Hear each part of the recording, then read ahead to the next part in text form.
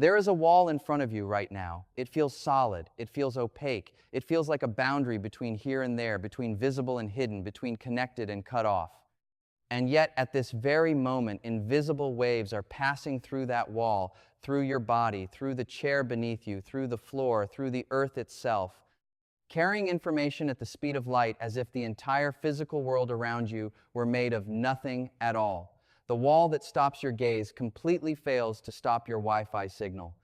And the question of why that is, the deep physical reason rooted in the mathematics of wave mechanics and atomic architecture, is one of the most quietly astonishing answers that physics has ever produced. To understand it properly, we need to abandon the ordinary language of solid and transparent, of blocked and unblocked.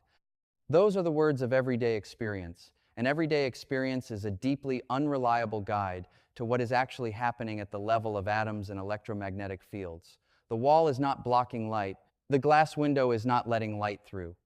What is actually happening in both cases is something far more precise, far more mathematical, and far more revealing about the fundamental nature of matter and energy. Let us start at the foundation. Light is not a special thing. Wi-Fi is not a different thing. They are both the same thing, which is oscillating electric and magnetic fields propagating through space. The equations governing both were written down by James Clerk Maxwell in the 19th century, and they are among the most beautiful equations in all of physics. What those equations tell us is that there exists a continuous spectrum of electromagnetic radiation, and every point on that spectrum is physically identical in nature. Every point is a self-sustaining wave of electric and magnetic energy traveling at the same speed, which is the speed of light. What differs from one point on that spectrum to another is a single number, which is the wavelength, meaning the physical distance between one crest of the wave and the next. At one end of this spectrum, the wavelengths are so short that they would be dwarfed by a single atom. Those are gamma rays. Move along the spectrum and the wavelengths grow. X-rays, ultraviolet. Then comes the narrow band of visible light, the wavelengths your eyes evolve to detect, running from roughly 400 nanometers at the violet end to about 700 nanometers at the deep red end. A nanometer is 1/billionth of a meter. These are extraordinarily small waves. Continue past visible light and the wavelengths grow further. Infrared, microwaves. Then radio waves, including the specific microwave frequencies your Wi-Fi router broadcasts, which have wavelengths measured not in nanometers but in centimeters, roughly 12 centimeters for the common 2.4 gigahertz band. That is a difference in physical scale of roughly 100 million to 1 between visible light and a Wi-Fi signal. And that enormous difference in scale is the entire story. Everything else follows from it. Now let us think carefully about what a wave actually does when it encounters matter. Matter, at the atomic level, is not a solid object. It is mostly empty space populated by a positively charged nucleus and a surrounding cloud of negatively charged electrons. When an electromagnetic wave arrives at a piece of matter, it is not arriving at a wall in the way a thrown ball arrives at a wall.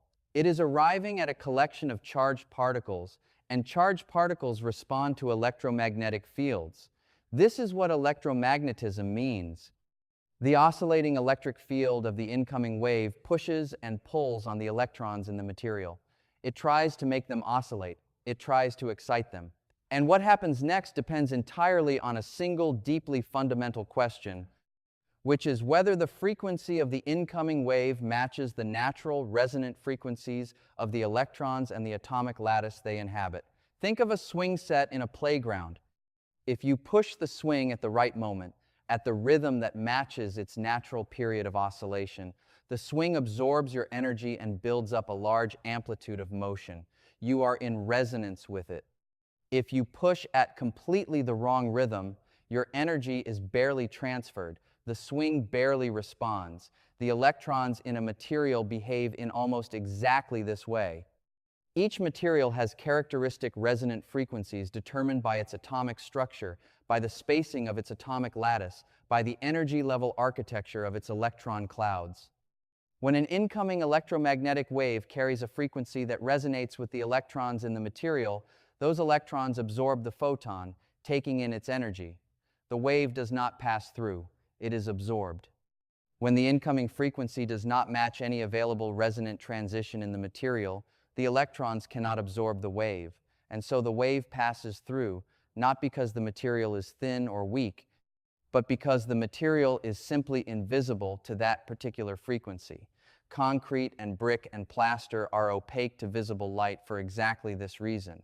The atomic structure of these materials, the silicon and oxygen and calcium atoms bound together in their particular crystalline and amorphous arrangements, provides electron energy transitions that happen to correspond to the frequencies of visible light.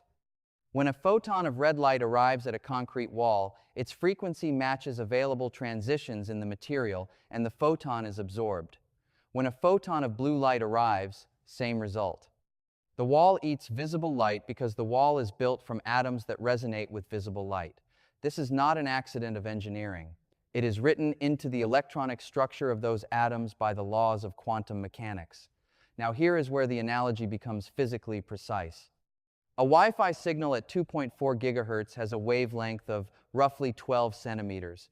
The atoms in a concrete wall have a spacing of a few angstroms, which is a few 10 billionths of a meter. The Wi-Fi wavelength is therefore roughly 1 billion times larger than the atoms it is supposedly passing through. To see what this means geometrically, consider the forest analogy made precise. Imagine a dense forest where the tree trunks are spaced about 1 meter apart. A wave whose wavelength is 1 meter, whose physical size is comparable to the spacing between obstacles, will interact strongly with those obstacles. It will scatter, diffract, be absorbed. Now imagine a wave whose wavelength is 1 billion meters, whose single oscillation extends from one continent to another. Does that wave notice individual tree trunks 1 meter apart? Does it interact with the microscopic spacing of the forest? It does not. The forest is not an obstacle for that wave. The forest is beneath the scale of its physical resolution. The Wi-Fi signal does not pass through the concrete wall by being strong enough to push through. It passes through because the concrete wall is, from the perspective of a 12-centimeter microwave, essentially homogeneous empty space. The individual atoms and their electron clouds are so fantastically smaller than the wavelength of the Wi-Fi signal that the wave has no mechanism to resolve them, no way to interact with them, no resonant coupling to their electronic structure. The electrons in the concrete atoms cannot absorb a 12-centimeter microwave because doing so would require an energy transition corresponding to that extraordinarily low frequency, and the concrete atoms simply do not have available electronic states at those energies. The photon slides by unchosen, uninteracted with, free to continue propagating as if the solid wall were a perfect vacuum. This is the crucial conceptual inversion.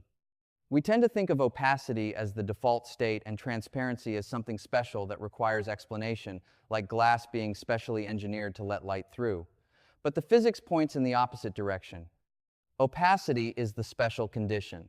Opacity requires a matching of frequencies, a resonant coupling between the wave and the atomic structure. Transparency is what you get when that matching fails to occur.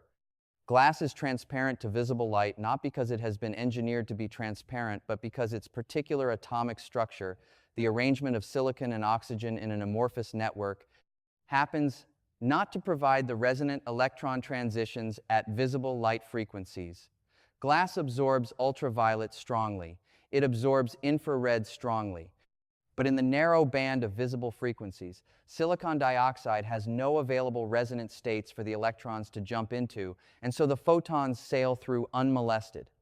Glass is a window because of quantum mechanical accident.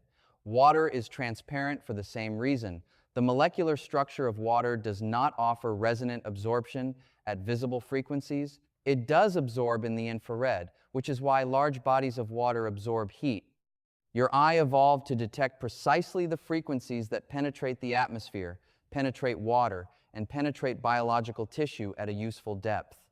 Vision is calibrated to the transparency windows of the physical world, which are themselves written by the quantum mechanics of molecular electron structure.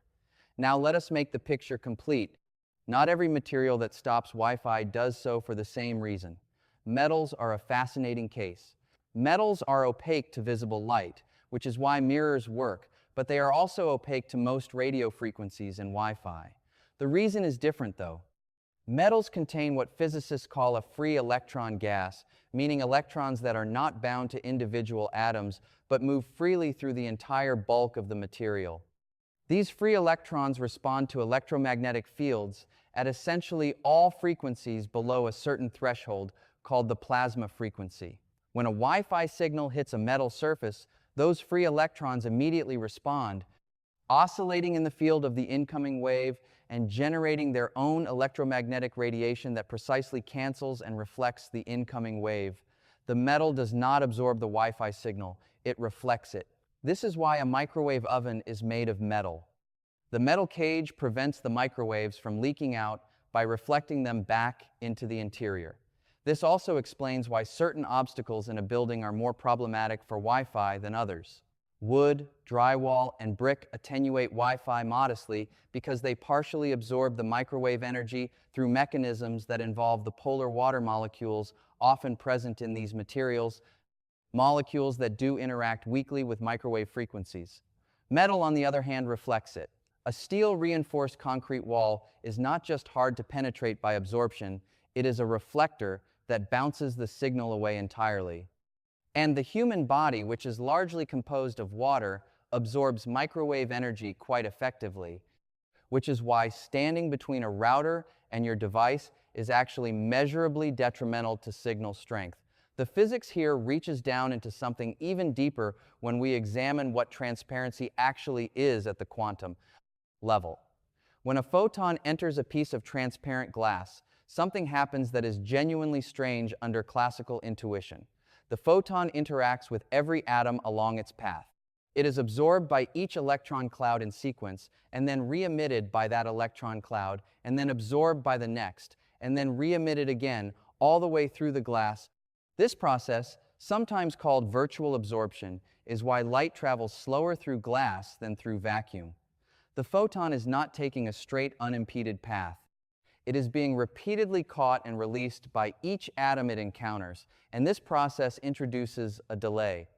The ratio of light speed in vacuum to light speed in the material is what we call the refractive index, and it encodes the strength of this repeated interaction between the photon and the electron clouds.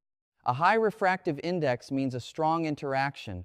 A low refractive index means the photon is barely affected. Diamond has a high refractive index. Water has a moderate one. Air is so thin that its refractive index barely differs from vacuum. And the reason diamond bends and disperses light so dramatically, creating that interior fire that makes a cut diamond spectacular, is that the repeated absorption and re-emission process is strongly frequency dependent in diamond, so different colors of light are delayed by slightly different amounts and bend at slightly different angles. The spectrum is born from the same resonance physics we have been discussing, now operating in a material with a particularly rich electron structure. The electromagnetic spectrum, in this light, reveals itself as a vast landscape of scales and interactions.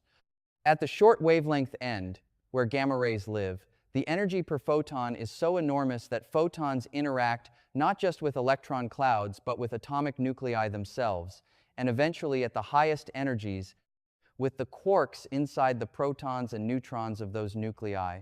As wavelength grows, the interaction scale grows, and the physical phenomena accessible to the radiation change accordingly.